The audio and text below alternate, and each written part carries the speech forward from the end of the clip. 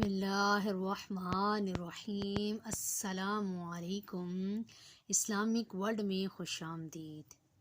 ہماری آج کی ویڈیو کا موضوع ہے رسول اللہ صلی اللہ علیہ وآلہ وسلم کے وصال مبارک کا بیان۔ حضرت ابن مسعود رضی اللہ تعالی عنہ سے مروی ہے کہ ہم اپنی ماں حضرت عائشہ صدیقہ رضی اللہ تعالی عنہا کے گھر اس وقت حضور صلی اللہ علیہ وآلہ وسلم کی خدمت میں حاضر ہوئے جب جدائی کی گھڑی قریب تھی۔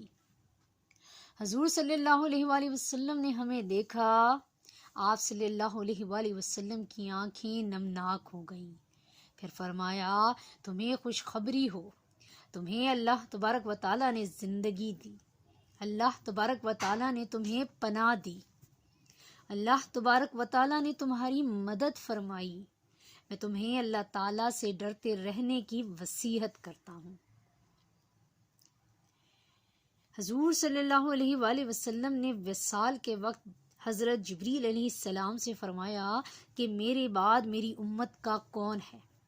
اللہ تبارک و تعالیٰ نے حضرت جبریل علیہ السلام کی طرف وحی فرمائی کہ میرے حبیب علیہ الصلوۃ والسلام کو خوشخبری دو کہ میں انہیں امت کے بارے میں شرمندہ نہیں کروں گا، اور انہیں اس بات کی بھی خوشخبری دے دو کہ جب محشر کے لیے اٹھائے جائیں گے تو وہ سب سے جلدی اٹھیں گے۔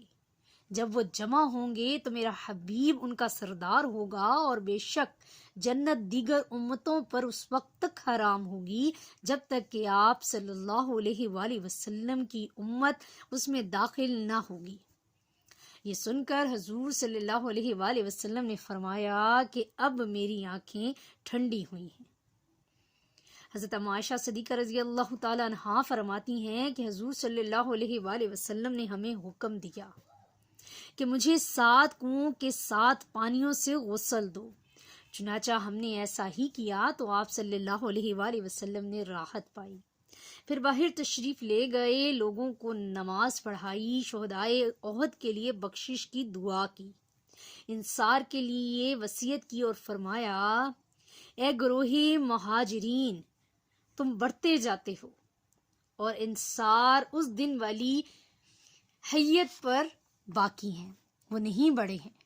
انصار میرے رازدار ہیں جن کی طرف میں نے پناہ لی ہے، لہٰذا ان کے کریم یعنی نیک کی عزت کرو اور ان کے برے سے درگزر کرو۔ پھر فرمایا، بے شک بندہ کو دنیا اور اللہ تعالیٰ کے قرب کے درمیان اختیار دیا گیا تو اس نے اس چیز کو پسند کیا جو اللہ تعالیٰ کے ہاں ہے۔ حضرت ابو بکر صدیق رضی اللہ تعالی عنہ رو دیے اور سمجھ گئے کہ اس بندے سے مراد خود نبی کریم صلی اللہ علیہ وآلہ وسلم ہے۔ تب حضور صلی اللہ علیہ وآلہ وسلم نے فرمایا، اے ابو بکر رضی اللہ تعالی عنہ، تسلی رکھو۔ ابو بکر رضی اللہ تعالی عنہ کے دروازے کے سوا مسجد کی طرف کھلنے والے تمام گھروں کے دروازے بند کرو، کیونکہ میں ایسا کوئی آدمی نہیں جانتا جو دوستی میں میرے نزدیک ابو بکر رضی اللہ تعالی عنہ سے افضل ہو۔ حضرت عائشہ صدیقہ رضی اللہ تعالی عنہا کا فرمان ہے کہ حضور صلی اللہ علیہ وآلہ وسلم نے میرے گھر، میرے دن، میرے دل اور میرے حلقوم کے درمیان وصال فرمایا، اور اللہ تعالیٰ نے موت کے وقت میرے اور آپ صلی اللہ علیہ وآلہ وسلم کے لعاب دہن کو جمع کیا۔ میرے گھر میرا بھائی عبد الرحمن آیا، اس کے ہاتھ میں مسواک تھی۔ حضور صلی اللہ علیہ وآلہ وسلم مسواک کی طرف دیکھنے لگے۔ میں سمجھ گئی کہ آپ صلی اللہ علیہ وآلہ وسلم مسواک کو پسند فرماتے ہیں، لہٰذا میں نے کہا، یہ آپ صلی اللہ علیہ وآلہ وسلم کے لیے لے لوں؟ آپ صلی اللہ علیہ وآلہ وسلم نے سر سے اشارہ فرمایا، یعنی ہاں۔ چنانچہ میں نے عبد الرحمن سے مسواک لے لی اور حضور صلی اللہ علیہ وآلہ وسلم کے دہن اقدس میں دے دی، مگر وہ آپ صلی اللہ علیہ وآلہ وسلم کو سخت محسوس ہوا تو میں نے کہا کہ میں اسے آپ کے لیے نرم کر دوں۔ آپ صلی اللہ علیہ وآلہ وسلم نے سر کے اشارے سے ہاں فرمایا، چنانچہ میں نے اسے نرم کیا اور حضور صلی اللہ علیہ وآلہ وسلم کے سامنے پانی کا برتن رکھا تھا۔ آپ صلی اللہ علیہ وآلہ وسلم اس میں ہاتھ داخل کرتے تھے اور فرماتے تھے، لا الہ الا اللہ، البتہ موت کے لیے سکرات ہے۔ پھر آپ صلی اللہ علیہ وآلہ وسلم نے اپنا ہاتھ بلند فرمایا اور فرمانے لگے الرفیق الاعلیٰ الرفیق الاعلیٰ۔ تب میں نے عرض کی خدا کی قسم آپ صلی اللہ علیہ وآلہ وسلم نے ہمیں ترجیح نہیں دی ہے۔ حضرت عباس رضی اللہ تعالی عنہ نے عرض کی یا نبی اللہ صلی اللہ علیہ وآلہ وسلم قریش کے لیے وصیت کیجیے۔ تو آپ صلی اللہ علیہ وآلہ وسلم نے فرمایا میں اس بات کے لیے قریش کو وصیت کرتا ہوں کہ لوگ قریش کے تابع ہیں، ان کا بھلا ان کے بھلے کے لیے اور ان کا برا ان کے برے کے لیے ہے۔ اے آل قریش لوگوں کے ساتھ بھلائی کرو، اور اے لوگوں گناہ نعمتوں کو تبدیل کر دیتے ہیں اور قسمت کو بدل دیتے ہیں، لہٰذا جب لوگ نیک ہوتے ہیں تو ان کے حاکم بھی نیک ہوتے ہیں، اور جب لوگ نافرمانیاں کرتے ہیں تو وہ نافرمان قرار پاتے ہیں، یعنی ان کے حاکم ظالم ہوتے ہیں۔ حضرت ابن مسعود رضی اللہ تعالیٰ عنہ سے مروی ہے کہ حضور صلی اللہ علیہ وآلہ وسلم نے ابو بکر رضی اللہ تعالیٰ عنہ سے فرمایا ابو بکر پوچھو۔ حضرت ابو بکر رضی اللہ تعالیٰ عنہ نے عرض کی یا رسول اللہ صلی اللہ علیہ وآلہ وسلم وقت قریب آ گیا ہے۔ آپ صلی اللہ علیہ وآلہ وسلم نے فرمایا ہاں وقت قریب آ گیا ہے اور بہت ہی قریب آ گیا ہے۔ حضرت ابو بکر رضی اللہ تعالیٰ عنہ نے عرض کی اے اللہ کے نبی صلی اللہ علیہ وآلہ وسلم جو کچھ اللہ کے ہاں ہے آپ کو مبارک ہو، کاش ہمیں اپنا ٹھکانہ معلوم ہوتا۔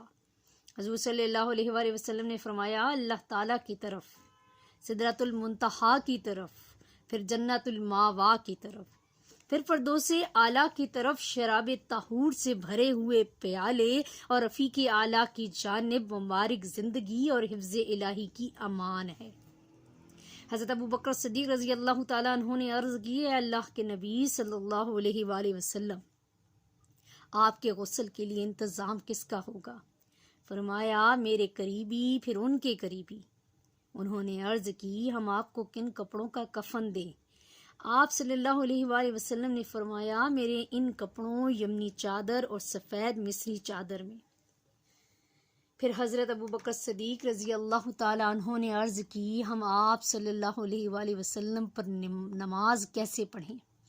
چنانچہ رو پڑے اور وہ بھی رو دیے۔ پھر حضور صلی اللہ علیہ وآلہ وسلم نے فرمایا چھوڑو، اللہ تعالیٰ تمہیں بخشے اور تمہارے نبی سے تمہیں بہتر جزا دے۔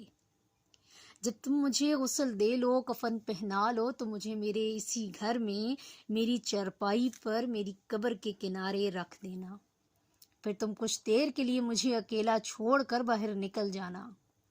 سب سے پہلے اللہ تبارک و تعالیٰ مجھ پر رحمت بھیجے گا، وہ جو تم پر رحمتیں بھیجتا ہے، اور اس کے فرشتے تمہارے لیے مغفرت طلب کرتے ہیں۔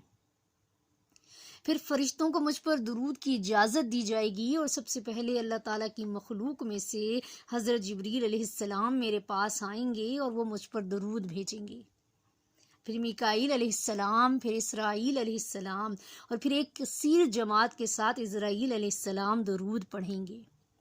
پھر تمام فرشتے آئیں گے اور اس کے بعد تم گروہ در گروہ مجھ پر داخل ہونا اور گروہوں کی صورت میں مجھ پر درود پڑھنا اور خوب سلام بھیجنا، اور مجھے آوازیں بلند کر کے چیخ و پکار سے تکلیف نہ دینا، اور چاہیے کہ تم میں سے امام سب سے پہلے آئے اور میرے قریبی گھر والے، پھر ان سے قریب والے، پھر عورتوں کی جماعتیں اور پھر بچوں کی جماعتیں آئیں۔ حضرت ابو بکر صدیق رضی اللہ تعالیٰ عنہ نے عرض کی کہ آپ صلی اللہ علیہ وآلہ وسلم کو قبر انور میں کون اتارے گا؟ فرمایا میرے انتہائی قریبی گھر والوں کی جماعت، پھر ان سے قریبی فرشتوں کی کثیر تعداد کے ساتھ۔ تم انہیں نہیں دیکھتے ہو مگر وہ تمہیں دیکھتے ہیں، کھڑے ہو جاؤ اور میرے بعد آنے والوں تک پہنچا دو۔ حضرت عائشہ رضی اللہ تعالیٰ عنہا سے روایت ہے کہ جس دن حضور صلی اللہ علیہ وآلہ وسلم نے وصال فرمایا، لوگوں نے دن کے ابتدائی حصے میں آپ صلی اللہ علیہ وآلہ وسلم کی طبیعت کو بہتر پایا، چنانچہ وہ خوشی خوشی اپنے گھروں اور کاموں کے لیے لوٹ گئے، اور آپ صلی اللہ علیہ وآلہ وسلم کو عورتوں کے درمیان تنہا چھوڑ گئی۔ ہم اسی طرح خوشی میں تھے کہ اتنی خوشی ہمیں پہلے کبھی نہیں ملی تھی۔ اچانک حضور صلی اللہ علیہ وآلہ وسلم نے فرمایا تم سب عورتیں باہر چلی جاؤ، کیونکہ یہ فرشتہ مجھ سے اندر داخل ہونے کی اجازت مانگ رہا ہے۔ چنانچہ گھر سے میرے سوا سب عورتیں باہر چلی گئیں اور آپ صلی اللہ علیہ وآلہ وسلم کا سر مبارک میری گود میں تھا۔ آپ صلی اللہ علیہ وآلہ وسلم بیٹھ گئے اور میں گھر کے ایک کونے میں ہو گئی۔ اس فرشتے نے طویل سرگوشی کی، پھر حضور صلی اللہ علیہ وآلہ وسلم نے مجھے بلایا اور اسی طرح سر مبارک میری گود میں رکھ دیا، اور عورتوں نے فرمایا کہ اندر آ جاؤ۔ میں نے حضور صلی اللہ علیہ وآلہ وسلم سے عرض کی کہ مجھے یہ آہٹ جبریل علیہ السلام کی نہیں لگی، تو آپ صلی اللہ علیہ وآلہ وسلم نے فرمایا ہاں عائشہ، یہ ملک الموت تھا جو میرے پاس آیا تھا، اور اس نے کہا کہ اللہ تعالیٰ نے مجھے بھیجا ہے اور فرمایا ہے کہ میں آپ صلی اللہ علیہ وآلہ وسلم کی اجازت کے بغیر آپ کے پاس نہ آؤں۔ اگر آپ اجازت دیں تو اندر آؤں، اور اللہ تعالیٰ نے مجھے یہ بھی حکم دیا ہے کہ آپ صلی اللہ علیہ وآلہ وسلم کی اجازت کے بغیر روح مقدس کو قبض نہ کروں۔ اب آپ صلی اللہ علیہ وآلہ وسلم کی کیا رائے ہے؟ چنانچہ میں نے کہا ابھی ٹھہرو، یہاں تک کہ میرے پاس جبریل علیہ السلام آ جائیں، یہ جبریل علیہ السلام کے آنے کا وقت ہے۔ حضرت عائشہ صدیقہ رضی اللہ تعالیٰ عنہ نے فرمایا کہ ہم پر ایسا امر وارد ہوا کہ جس کے بارے میں ہمارے پاس کوئی جواب نہ تھا اور نہ ہی اس بارے میں کوئی رائے تھی۔ ہم سب خوفزدہ ہو کر خاموش تھے، گویا اہل بیت میں سے کوئی ایک بھی اس عظیم امر کی وجہ سے بول نہیں سکتا تھا۔ اس کی ہیبت نے ہمارے جسموں کو خون سے بھر دیا تھا۔ حضرت عائشہ صدیقہ رضی اللہ تعالیٰ عنہ فرماتی ہیں کہ اس لمحے میں جبریل علیہ السلام حاضر ہوئے، میں نے ان کی آہٹ کو پہچان لیا۔ گھر والے باہر نکل گئے، جبریل علیہ السلام اندر داخل ہوئے اور عرض کی اے اللہ کے نبی صلی اللہ علیہ وآلہ وسلم، اللہ آپ پر سلام فرماتا ہے اور فرماتا ہے کہ آپ اپنے آپ کو کیسا پاتے ہیں۔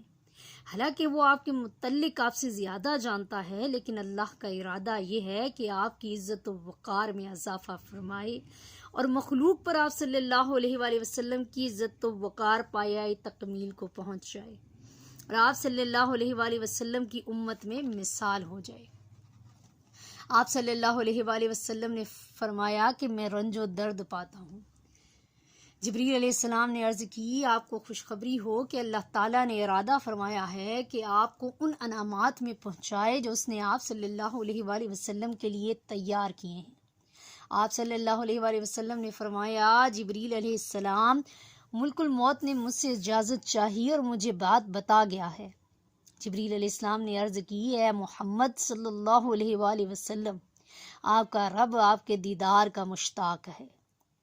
کیا اس نے آپ کو نہیں بتایا کہ اللہ تعالیٰ آپ سے کس چیز کا ارادہ فرماتا ہے؟ خدا کی قسم، ملک الموت نے ہرگز کسی سے بھی اجازت طلب نہیں کی اور نہ ہی وہ آئندہ کسی سے اجازت طلب کرے گا۔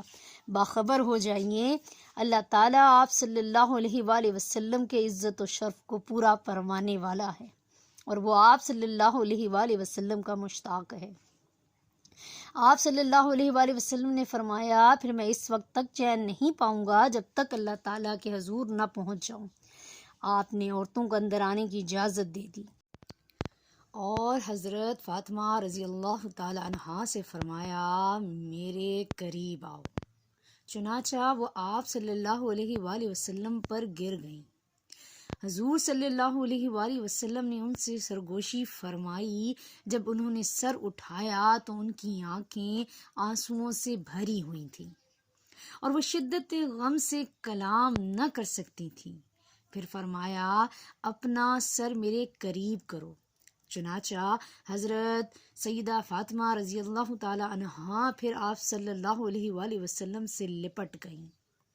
آپ صلی اللہ علیہ وآلہ وسلم نے ان سے سرگوشی فرمائی اور جب انہوں نے سر اٹھایا تو وہ ہنس رہی تھیں اور بات کرنے کی تاب نہ تھی۔ ہم نے جب یہ عجیب بات دیکھی تو ہم نے بعد میں حضرت فاطمہ رضی اللہ تعالی عنہا سے اس کے متعلق پوچھا تو انہوں نے بتایا کہ مجھے حضور صلی اللہ علیہ وآلہ وسلم نے جب یہ خبر دی کہ میں آج وصال کرنے والا ہوں تو میں رو دی، اور پھر جب فرمایا میں نے اللہ تبارک و تعالیٰ سے دعا کی کہ وہ تجھے میرے گھر والوں میں سے سب سے پہلے مجھ سے ملائے گا اور تمہیں میرے ساتھ رکھے گا، تو میں ہنس پڑی۔ پھر آپ صلی اللہ علیہ وآلہ وسلم نے سیدہ حضرت فاطمہ رضی اللہ تعالیٰ عنہا کے دونوں بیٹوں کو بلایا اور انہیں پیار کیا۔ حضرت عائشہ رضی اللہ تعالیٰ عنہا فرماتی ہیں پھر ملک الموت آئے، انہوں نے اجازت مانگی تو آپ صلی اللہ علیہ وآلہ وسلم نے اجازت دے دی۔ ملک الموت نے عرض کی کہ میرے لیے کیا حکم ہے؟ آپ صلی اللہ علیہ وآلہ وسلم نے فرمایا کہ مجھے اب میرے رب کے پاس لے چلو۔ ملک الموت نے عرض کی کہ آج ایسا ہی ہوگا اور آپ کا رب آپ کا مشتاق ہے، اور میں نے آپ کے سوا کسی اور کے پاس بار بار آمد و رفت نہیں کی، اور نہ آپ کے سوا مجھے کسی کے پاس جانے کے لیے اجازت لینے کا حکم ملا، لیکن آپ کی سماعت آپ کے سامنے ہے۔ اور وہ نکل گئے۔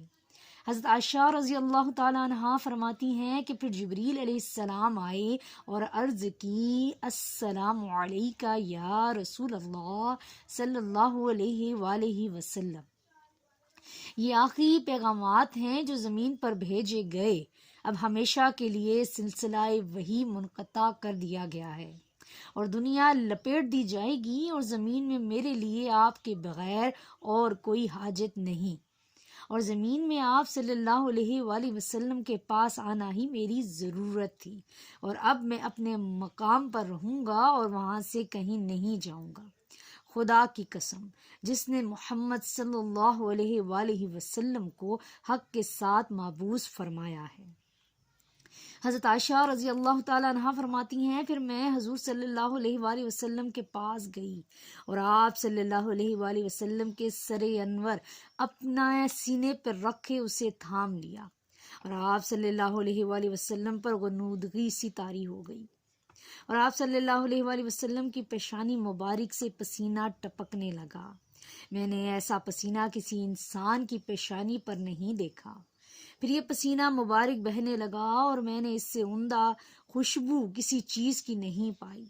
بس میں کہنے لگی جو ہی آپ کو افاقہ ہوا، میرے ماں باپ اور جان و گھر آپ پر قربان ہوں، آپ کی پیشانی مبارک سے پسینہ کیوں جاری ہے؟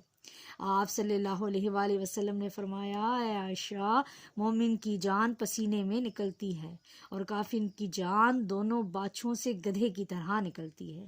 پھر ہم لوگ گھبرا گئے اور اپنے گھر والوں کی طرف آدمی بھیجے۔ پس سب سے پہلا آدمی جو ہمارے پاس آیا اور حضور صلی اللہ علیہ وآلہ وسلم کو نہ پایا، میرا بھائی تھا جسے میرے باپ نے میری طرف بھیجا تھا۔ چنانچہ حضور صلی اللہ علیہ وآلہ وسلم نے کسی کے آنے سے قبل وصال فرمایا۔ حضرت عائشہ رضی اللہ تعالیٰ عنہ فرماتی ہیں کہ جب رسول اللہ صلی اللہ علیہ وآلہ وسلم نے وصال فرمایا تو لوگ ٹوٹ پڑے اور ان کے رونے کی آوازیں بلند ہونے لگیں، اور فرشتوں نے 2 کپڑوں میں حضور صلی اللہ علیہ وآلہ وسلم کو لپیٹ دیا۔ لوگوں نے بہت اختلاف کیا، بعض نے آپ صلی اللہ علیہ وآلہ وسلم کی موت کو جھٹلایا اور بعض لوگ گونگے بن کر رہ گئے اور طویل مدت کے بعد بولنے لگے، اور بعض کی حالت بگڑ گئی اور انہوں نے بغیر کسی بیان کے باتیں کرنا شروع کی، اور بعض اپنی عقول لے کر بیٹھ گئے اور دوسروں کو بھی بٹھا دیا۔ حضرت عمر رضی اللہ تعالیٰ عنہ ان لوگوں میں سے تھے جنہوں نے آپ صلی اللہ علیہ وآلہ وسلم کی موت کا انکار کیا، اور حضرت علی رضی اللہ تعالیٰ عنہ بیٹھنے والوں میں سے تھے، اور حضرت عثمان رضی اللہ تعالیٰ عنہ ان لوگوں میں سے تھے جو گونگے ہو کر رہ گئے۔ مسلمانوں میں کسی کا ایک کا حال بھی حضرت ابوبکر صدیق رضی اللہ تعالیٰ عنہ اور حضرت عباس رضی اللہ تعالیٰ عنہ جیسا نہیں تھا۔ اللہ تعالیٰ نے انہیں توفیق عطا فرمائی اور گفتار و کردار کی راستی بخشی، اور لوگ حضرت ابوبکر صدیق رضی اللہ تعالیٰ عنہ کے قول سے بہت گھبرا گئے، یہاں تک کہ حضرت عباس رضی اللہ تعالیٰ عنہ آئے اور کہا قسم ہے اس ذات کی جس کے سوا کوئی معبود نہیں ہے، البتہ حضور صلی اللہ علیہ وآلہ وسلم نے موت کا ذائقہ چکھ لیا ہے، اور آپ نے تمہیں اپنی زندگی میں کہہ دیا تھا انکا میتن و انہم میتون ثم انکم یوم القیامت عند ربکم تختصمون، تحقیق تو بھی فوت ہونے والا ہے اور تحقیق وہ بھی مرنے والے ہیں، پھر تحقیق تم قیامت کے دن اپنے رب کے نزدیک جھگڑو گے۔ ایک روایت میں ہے کہ حضرت ابوبکر صدیق رضی اللہ تعالیٰ عنہ کو یہ خبر ملی تو وہ حضور صلی اللہ علیہ وآلہ وسلم کے گھر داخل ہوئے، اس حال میں کہ وہ نبی کریم صلی اللہ علیہ وآلہ وسلم پر درود بھیج رہے تھے اور ان کی آنکھوں سے آنسو جاری تھے، ان کی ہچکی بندھی ہوئی تھی جیسے پانی سے بھرا ہوا گھڑا اچھلتا ہے، اور انہوں نے اس کے باوجود کول و فال میں صبر کا دامن نہ چھوڑا، بس وہ حضور صلی اللہ علیہ وآلہ وسلم پر جھک گئے اور آپ صلی اللہ علیہ وآلہ وسلم کے چہرہ مبارک سے کپڑا ہٹایا، آپ صلی اللہ علیہ وآلہ وسلم کی پیشانی اور رخساروں کو چوما، آپ صلی اللہ علیہ وآلہ وسلم کے چہرہ اقدس مبارک پر ہاتھ پھیرا اور رونا شروع ہو گئے اور کہنے لگے، میرے ماں باپ، جان اور گھر بار آپ صلی اللہ علیہ وآلہ وسلم پر قربان ہوں۔ آپ صلی اللہ علیہ وآلہ وسلم زندگی اور موت دونوں میں طاہر و پاکیزہ ہیں۔ آپ صلی اللہ علیہ وآلہ وسلم کے وصال سے وہ سلسلہ ختم ہو گیا جو دیگر انبیاء کرام سے ختم نہیں ہوا تھا۔ آپ صلی اللہ علیہ وآلہ وسلم ہر وصف سے بالا تر اور رونے دھونے سے برتر ہے۔ آپ صلی اللہ علیہ وآلہ وسلم تسلی کا باعث ہو گئے، آپ صلی اللہ علیہ وآلہ وسلم کا جود و کرم سب کو عام ہے۔ اگر آپ صلی اللہ علیہ وآلہ وسلم کا وصال آپ صلی اللہ علیہ وآلہ وسلم کے اپنے احسار سے نہ ہوتا تو ہم مر جاتے، اور اگر ہمارے رونے سے کچھ ہو سکتا تو ہم آپ صلی اللہ علیہ وآلہ وسلم پر اپنی آنکھوں کا پانی خشک کر دیتے۔ بہرحال ہم جس چیز کو اپنے سے علادہ نہیں کر سکتے وہ غم اور آپ صلی اللہ علیہ وآلہ وسلم کی یاد ہے جو ہمیشہ برقرار رہیں گے۔ اے اللہ، ہمارا یہ پیغام اپنے حبیب صلی اللہ علیہ وآلہ وسلم کی بارگاہ میں پہنچا دے۔ اے محمد صلی اللہ علیہ وآلہ وسلم، آپ صلی اللہ علیہ وآلہ وسلم اپنے رب کے ہاں ہماری شفاعت فرمائیں اور اپنے دل میں ہمارا خیال رکھیں۔ آپ صلی اللہ علیہ وآلہ وسلم اگر سکون کے اسباب مہیا نہ فرماتے تو وحشت کی وجہ سے ہم میں سے کوئی اپنی جگہ سے نہ اٹھ سکتا تھا۔ اے اللہ، تو اپنے نبی صلی اللہ علیہ وآلہ وسلم کی خدمت میں ہمارے یہ جذبات پہنچا دے اور ان کا فضل و کرم ہمارے شامل حال فرما۔ یہ ہیں وہ جو ہماری طاقت میں ہیں اور یہ ہیں ہمارے جذبات و احساسات۔ خدا کرے کہ ہم رسول اکرم صلی اللہ علیہ وآلہ وسلم کے اسوائے حسنہ پر عمل پیرا ہوں۔ ہم اللہ تعالیٰ سے امید کرتے ہیں کہ وہ ہماری خطاؤں کو نیکیوں میں تبدیل فرما دے گا اور ایمان کے ساتھ بارگاہ نبوت میں شرف باریابی عطا فرمائے گا۔ خالق عالم کی ذات گرامی ہی بہترین مسائل اور اعلیٰ ترین امیدوں کا ملجا و ماوا ہے، والحمدللہ رب العالمین۔